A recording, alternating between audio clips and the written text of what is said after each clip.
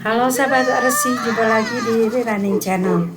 Kali ini kita akan membahas alur film bergenre kriminal dengan judul Kiss the Ghost. Film dibintangi Morgan Freeman sebagai Alex Cross, Cary Elwes sebagai Nick Raskin, Ashley Judd sebagai Mick Tiernan, dan bintang terkenal lainnya. Film dibuka dengan menampilkan suasana di sebuah sasana tinju, yang mana pelatihnya seorang dokter psikolog forensik dari DCPD atau Kepolisian Washington DC bernama Alex Cross. Tiba-tiba Alex mendapat panggilan untuk menghadapi sebuah kasus penghilangan nyawa seorang suami oleh istrinya sendiri. Pria itu kini tergeletak tak bernyawa di samping botol minuman. Diana yang masih shock dan kejadian tersebut bersiap bunuh diri. Alex yang menyadari ada beberapa luka lebam di leher membujuknya untuk berterus terang. Rupanya Diana korban KDRT yang berusaha mempertahankan diri. Di sini Alex membujuk Diana untuk memberikan pistol dengan mengatakan, "Jika kau bunuh diri, maka orang tidak akan tahu kebenarannya." Tiba di rumah saudara, Alex mendapat kabar kalau Naomi, keponakannya yang tinggal di Durham, Carolina Utara, sudah 4 hari menghilang. May, ibunya, sangatlah terpukul. Scene berpindah ke Durham, Carolina Utara. Di sana nampak seorang wanita tengah menerima penyiksaan. Di tempat lain, Alex tengah berkendara menuju Carolina Utara. Dia ingin memastikan apa yang sesungguhnya terjadi dengan Naomi, keponakannya. Kantor polisi Durham, tempat yang pertama kali dia kunjungi. Setelah lama menunggu, Alex pun masuk ke kantor utama. Di sana dia dapatkan begitu banyak foto orang hilang, di antaranya Naomi Cross. Polisi Durham mengajak Alex datang ke TKP. 8 orang hilang memiliki profil yang hampir sama, yaitu usia 20 tahunan awal, cantik, pintar, berasal dari wilayah Research Triangle. Mereka disergap lalu dibawa ke satu tempat untuk dihabisi. Pada kasus kedua ditemukan pesan dari pelaku yang mengatakan dirinya Casanova atau pecinta yang hebat. Di TKP yang kedua, FBI menemukan sebuah robekan di alat kelamin korban yang diperkirakan dilakukan beberapa jam sebelum kematiannya. Selain itu tidak ditemukan kekerasan lain kecuali kondisi badan yang kurus dan kandungan obat-obatan di tubuh korban. Saat Alex dan kepolisian Durham melewati Universitas Research Triangle, nampak di sana begitu banyak gadis cantik di usia belia. Ini adalah surganya penjahat yang tengah mereka cari. Di sebuah rumah sakit, nampak seorang dokter tengah mengoperasi gadis kecil bernama Laura. Dia mengalami pendarahan yang cukup parah di bagian kepala. Kini dalam kondisi koma. Mendengar itu, keluarga nampak sangat terpukul, dan kesedihan itu pula lah yang dirasakan oleh sang dokter. Di sebuah sasana olahraga, nampak dokter yang bernama Kate tengah berlatih kickboxing. Dokter cantik dan muda ini bercerita pada temannya kalau pasangannya nanti minimal seperti ayahnya yang begitu mencintai ibunya. Di kantor polisi Durham, Alex menerangkan kalau korban lebih dari sekedar menarik, tapi memiliki kelebihan lain. Dia meyakini kalau penjahat yang sedang mereka cari adalah seorang kolektor yang menghabisi korbannya secara acak. Terbukti yang ditemukan bukanlah orang yang pertama kali diculik. Penjahat ini juga tidak berusaha menyembunyikan korbannya. Oleh karena itu, Alex meyakini banyak yang masih hidup. Di sebuah toko, Kate tengah mencari buku yang dapat memotivasi anak untuk berani. Buku tersebut untuk anak-anak di rumah sakit. Setelah itu dia pun segera pulang.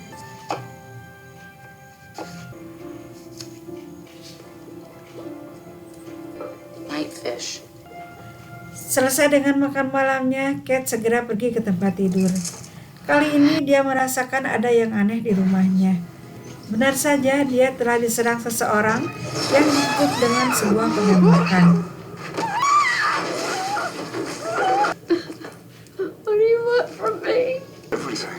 Suatu hari Alex mengunjungi tempat Naomi, lalu pergi ke tempat Seth untuk menanyakan keberadaan biola milik keponakannya. Seth katakan dia kerap berlatih di tempatnya, tapi setelah itu biola akan dia bawa pulang. Di sebuah tempat nampak Kate siuman dengan luka tembak di lengan. Seorang pria yang menyebutkan dirinya Casanova berusaha menenangkannya. Saat tidak sadar, Kate difoto lalu gambarnya dikirimkan pada seseorang. Selain mendatangi Seth, Alex juga mendatangi Dr. Sack, dosen Naomi. Cara Alex yang seperti mencurigai membuatnya tersinggung lalu pergi. Sesaat kemudian, Alex mendapatkan kabar telah terjadi penculikan berikutnya. Di tempat penyekapan, Kate baru menyadari kalau bukan hanya dia yang berada di sana.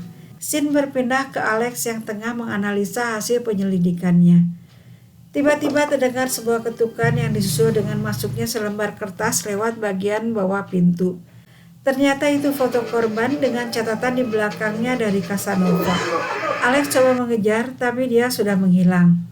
Keesokan harinya, tim FBI datang dan melihat foto yang didapat Alex semalam.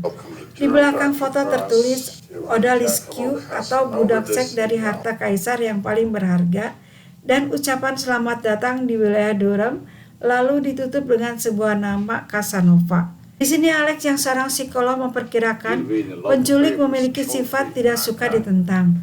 Oleh karenanya korban yang mereka incar wanita cantik, pintar, berkemauan keras, dan suka menentang.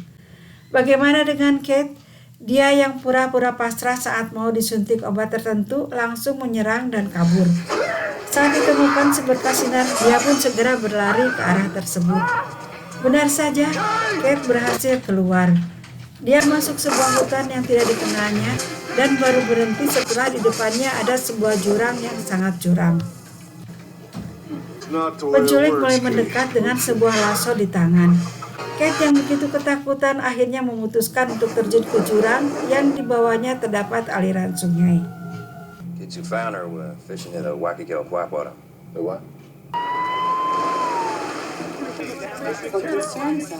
Dia ditemukan terkapar oleh seorang yang tengah memancing di sungai. Dokter yang menangani Kate melarang siapapun menemui pasiennya, tapi tidak dengan Alex yang meminta izin secara pribadi dengan alasan keponakannya adalah salah satu korban penculikan. Sambil menunggu Kate istirahat, Alex coba mencari sesuatu di PDR atau buku yang berisikan sumber informasi obat yang digunakan oleh dokter dan pasien di Amerika. Di buku ini juga kita bisa mengetahui kandungan, fungsi, indikasi, kontradiksi, obat, dan lain-lain. Diperkirakan Kate diberi obat yang bisa menimbulkan amnesia. Untuk itu, dokter segera memberi obat penangkalnya. Di sini Kate memberitahu kalau dia sempat berbicara dengan Naomi. Setelah merasa jauh lebih baik, Kate memberikan pernyataan untuk keluarga korban agar jangan putus harapan, ucapan terima kasih pada orang-orang yang telah menolongnya, serta tantangan pada si penculik. Ketika Alex coba menggali keterangan untuk mengetahui tempat penyekapan, nampak Kate masih trauma. Di sisi lain, penculik tengah mengadakan konser kecil di sebuah ruangan gelap yang hanya diterangi lilin. Sementara di sisi lain, Kate, Seth, dan Alex masuk ke sebuah hutan sambil menelusuri sungai untuk mengembalikan ingatan Kate. Di sana Alex menceritakan kalau dirinya memeriksa pemesanan sistol selama 5 tahun terakhir. Diketahui 2 tahun yang lalu ada seorang dokter bedah plastik bernama William Rudolph memesan dengan jumlah yang cukup banyak. Padahal obat tersebut tidak terlalu dibutuhkan oleh seorang dokter bedah plastik. Alex juga bercerita kalau di California ada penculik diperkirakan pria Kaukasia dengan usia 30 tahunan yang kerap menamakan dirinya kekasih. Sudah lebih dari 1 tahun dia dicari polisi. Semalam Alex baru menyadari kalau pola penculikan hampir sama dengan kasus yang terjadi di Durham, yaitu dilakukan setiap 10 hari sampai 2 minggu. Dan kini diperkirakan dia akan segera beraksi di California. Di sini Alex tegaskan tidak akan melibatkan FBI karena jika saja mereka melakukan kecerobohan, maka akan sangat berisiko pada korban khususnya Naomi. Untuk memastikan teorinya, Alex dan Kate pergi ke Los Angeles, California. Di sana sudah ada John, sepupunya yang juga dari DCPD, serta temannya Henry dari LAPD. Kini mereka tengah mengintai pergerakan William Rudolph. 48 a.m. crossing to north. Rudolph just walked past the window.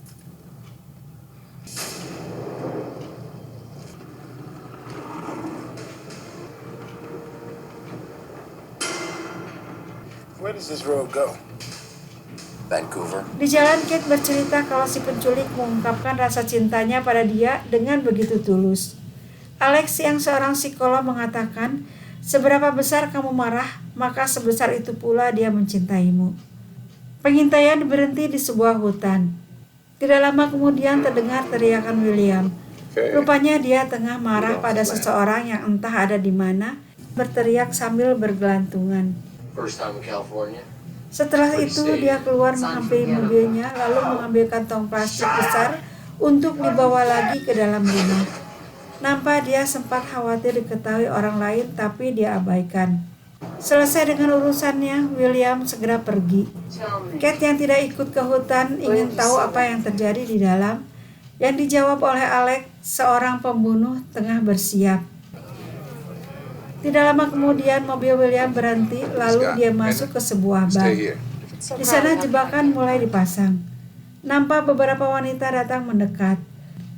Semua terjadi dalam pantauan Alex dan John. Kate yang merasa bosan duduk di luar mulai gelisah. Dia mengajak Henry masuk ke dalam bar. Tentu saja hal ini membuat Alex kaget. Saat mengetahui kalau pria yang di seberang mereka adalah William Rudolph, Kate langsung diam dan fokus melihat ke orang tersebut. Setelah itu dia katakan, "Ya, itu dia orangnya." Lalu Alex dan tim pun segera bersiap untuk melakukan penangkapan. Scene berpindah ke hutan. Tiba-tiba terdengar jeritan seorang wanita. Alex, John, dan Henry pun segera menuju ke sumber suara, sementara Kate disuruh menunggu. Benar saja di dalam rumah ditemukan seorang wanita yang tengah duduk di sofa dengan tangan terikat. Dia sangat ketakutan. Sementara William yang menyadari kehadiran orang lain segera kabur setelah terlebih dahulu menembak Henry. Kate yang mengetahui kalau mobil William bergerak ke arahnya segera memundurkan mobil hingga tabrakan pun terjadi. Alex yang meminta William untuk turun dan menyerahkan diri malah ditabrak. Akibatnya dia mengalami cedera. Kegagalan operasi akhirnya diketahui FBI. Mereka marah karena kasus ini di wilayah mereka. Alex yang menyadari hal ini segera mengakui kesalahannya dan meminta agar Kyle dari FBI tidak mengeluarkannya dari kasus ini. Saat menggeledah rumah William, Kate merasa kalau William lebih kejam dari orang yang menculiknya. Selain itu, di salah satu ruangan, Kyle maupun Alex menemukan koleksi foto William yang terbagi dalam dua sisi. Yang satu menyebut dirinya kekasih dan sisi lain menyebut dirinya Casanova. Hal ini membuat Alex berkesimpulan kalau penculiknya ada dua orang yang berkolaborasi sekaligus berkompetisi. Di salah satu dinding didapat foto seseorang. Alex mengambil foto itu sambil mengungkapkan kecurigaannya pada orang tersebut. Rupanya informasi sudah sampai ke Hatfield, kepala polisian wilayah Durham, Carolina Utara. Dia segera melakukan penggerbekan. Alex protes pada Kyle karena penangkapan Dr. Sack tanpa melalui penyelidikan terlebih dahulu. Padahal FBI punya perangkat canggih untuk melakukan itu. Di sini Kyle juga tidak mengerti kenapa info kecurigaan Alex bisa sampai ke Hatfield. Di ruang interogasi, Alex terpancing emosi mendengar bagaimana Dr. Sachs yang memiliki kelainan seks melecehkan Naomi keponakannya lewat kata-kata. Di tempat lain, Kate tengah berusaha mengingat kembali apa yang telah terjadi dan bagaimana kondisi tempat dia disekap. Untuk memastikan mereka pergi ke perpustakaan, dibantu peta wilayah, Seth coba menerangkan historis bangunan yang ada di daerah tersebut. Akhirnya Alex tetapkan wilayah mana saja yang akan mereka telusuri. Scene berpindah ke tempat penyekapan di Durham. Nampak William menghampiri Naomi. Dikumpulkannya semua korban di sebuah ruangan dengan penerangan cahaya lilin. Saat itu William berbicara pada Mr. X yang menganggap dirinya sebagai mentor karena telah berbuat banyak untuk menyelamatkan dia dari penangkapan. Sampai di sini William bisa terima. Dia mulai tersinggung saat Mr. X mengatakan kalau dirinya adalah bibit yang buruk. Pertengkaran di antara mereka pun terjadi yang membuat Mr. X melepaskan tembakan ke arah William. Bunyi tembakan itulah yang membuat Alex pergi ke satu tempat. Di sana ditemukan sebuah pintu besi. Suara tembakan Alex yang tengah membuka pintu besi membuat William dan Mr. X kaget. Mereka pun segera kabur. Di salah satu terowongan, Alex gagal mengejar William karena jatuh terperosok. Kejar-kejaran pun berakhir dengan kaburnya Mr. X dan tertembaknya William. Di sisi lain, para korban penculikan berhasil dibebaskan. William, how is he? I'm waiting for the good news. Keeps getting better and better. Come on. This is Casanova's next crop, blueprinted to a T. Yes. Di rumah sakit, Alex menemui Naomi yang tengah dirawat. Dia juga diundang Dr. Kate makan malam di rumahnya. Sebelum pulang, Alex berpamitan ke kepolisian Durham. Di sana dia bertemu Nick. Sampai di hotel, Alex yang masih penasaran dengan Mr. X coba menganalisa kembali berdasarkan pada data yang ada. Di scene lain, nampak Kate tengah mempersiapkan makan malam sambil menerima telepon dari Alex. Di bawah pengawasan para polisi yang berjaga di luar rumah. Tidak lama kemudian, Nick datang berkunjung. Hi, Detective. Sorry, Bob. I brought this from the property clerk. Alex yang masih penasaran dengan Mr. X yang belum ditemukan, terkejut saat melihat tanda garis dan titik yang terdapat di bawah tanda tangan Nick sebagai penyelia kepolisian, sama persis dengan yang ada di surat Casanova. Sadar Kate dalam bahaya, Alex segera menelpon tapi tidak tersambung. Akhirnya dia pun segera pergi.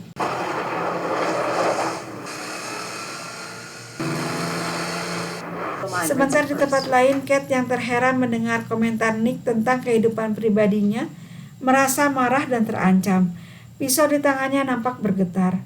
Tiba-tiba Nick teriak lakukan, maka pisau itu pun bergerak cepat ke arah Nick hingga perkelahian terjadi. Di sini Nick yang sudah lama tergila-gila dengan Kate berusaha melecehkan wanita cantik tersebut. Dia lupa kalau Kate selain cantik juga atlet kickboxing. Hasilnya Nick terkapar babak belur. Agar tidak melarikan diri, Kate segera memborgolnya ke kompor gas. Kini baik Alex maupun Kate tahu kalau Nick lah Mr. X yang selama ini mereka cari. Nick yang sudah kehilangan akal menebas lengan Kate hingga terluka parah. Ditariknya kompor sampai terputus dari saluran gas. Akibatnya terjadi kebocoran. Sedikit saja ada percikan api maka habislah mereka. Saat Nick mau menyalakan korek, Alex datang dan coba mempengaruhinya. Sayang Nick sudah bulat pada keputusannya untuk mati bersama. Dengan gerak cepat, Alex menembaknya persis di kepala. Untuk menghindari percikan api dari senapan, maka Alex menembaknya dari balik susu cair. Demikianlah Sobat Arsy, cerita ditutup dengan terbunuhnya dua penculik sadis. Dari cerita ini kita seperti diingatkan kalau jadi orang baik belumlah cukup, tapi harus baik dan waspada. Karena kemungkinan itu selalu ada, bahkan dari orang sekitar kita. Jangan lupa subscribe, share, dan komennya ya. Terima kasih.